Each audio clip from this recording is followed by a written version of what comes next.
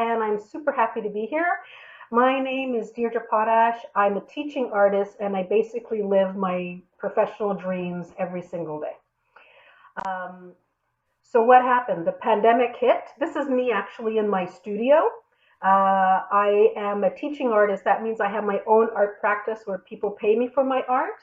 Sometimes the city commissions me to do an art piece. Sometimes I go into schools, community centers, hospitals, parks, you name it. 3 years old, 100 years old, I do it all, and I love it. So you might recognize this poster. So what happened? What happened was that the pandemic hit, and I lost all my contracts in March. But what was more difficult for me was that I lost contacts with students and my social circle.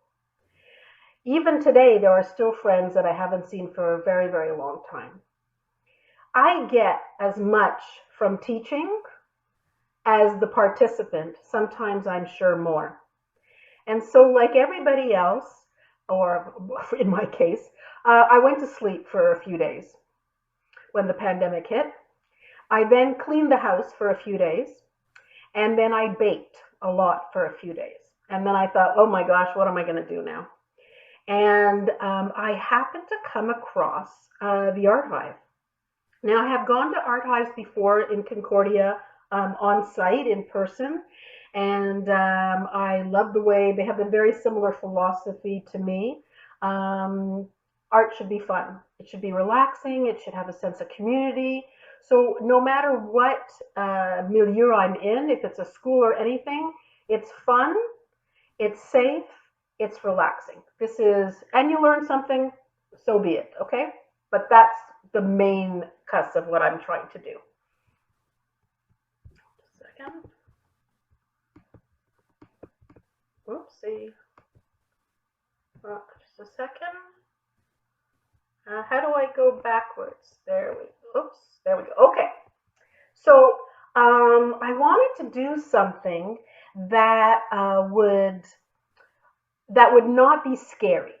And so I thought, let's make doodles. I doodle all the time on my agenda, on scraps of paper, when I'm in long meetings, and I find it very relaxing. And I said to myself, for the first half of my life, you kind of take from society. The second half, you want to give back. And that's what I wanted to do. I still need to eat and all of that kind of stuff, but I had no contracts. I needed to be with people, so I started this doodle challenge. And I offered it 3 times a week for children and adults. And then nonprofits started calling me, and then schools wanted me to come and do things with them. And it all started with this doodle challenge.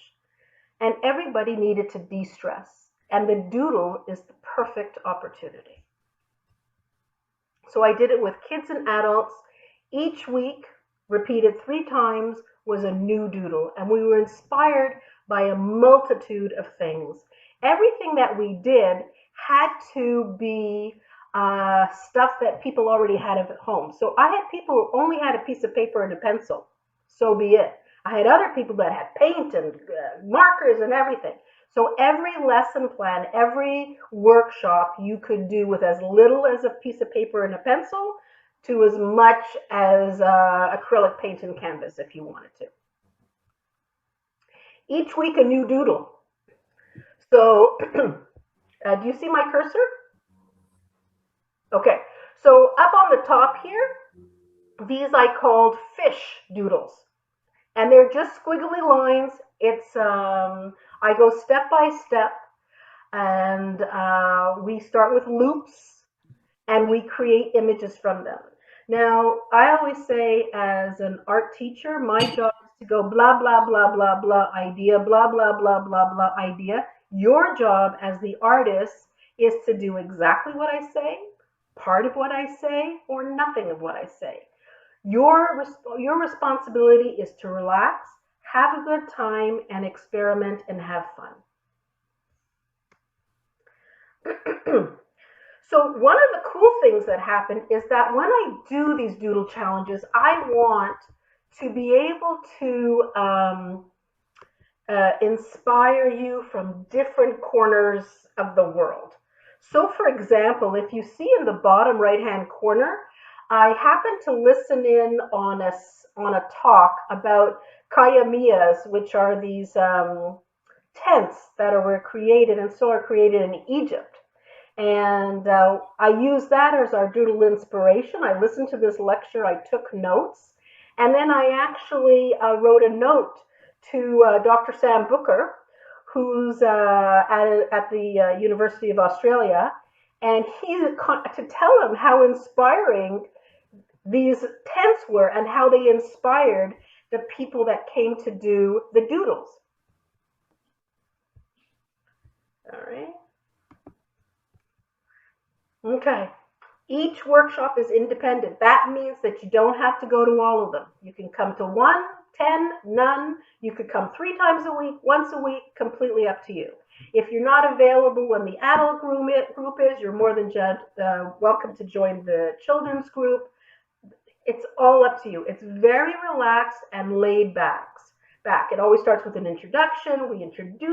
I introduce myself, the theme, the techniques, the inspiration, possible materials that you might want to use, the setup and dialogue, and we stop every once in a while. We share with each other what we're doing to inspire each other. And also, I like to offer as many levels as possible. So you're not only drawing, you might be inspired by a country, by an artist, by a time period, by music, by a poem. Sometimes I would read a poem, and that would be our inspiration, a multitude of things.